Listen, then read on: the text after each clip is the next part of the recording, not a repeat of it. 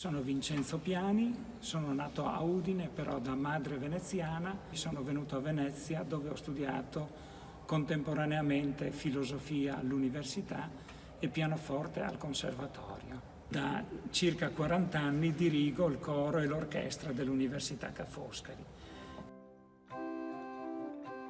Come è fatto l'organo sarebbe un po' lungo da spiegare, perché l'organo è uno degli strumenti, forse lo strumento più complesso esistente. Per quanto riguarda invece l'utilizzo all'interno delle celebrazioni liturgiche, serve per accompagnare i canti, per sostenere i canti della liturgia, in modo tale che le persone che partecipano alle cerimonie possano esprimersi attraverso la musica. La prima cosa che mi viene in mente, che mi piace, è che ho una grande stima per il parroco di questa chiesa e quindi, se posso fargli un favore, lo faccio, perché so che lui ama la musica e ama che le celebrazioni siano accompagnate da una bella musica. Per quanto riguarda il futuro di Venezia, io penso che da un certo punto di vista il futuro sia già cominciato. Ho conosciuto moltissime persone attraverso l'orchestra e il coro dell'università che dopo gli studi hanno voluto fermarsi a Venezia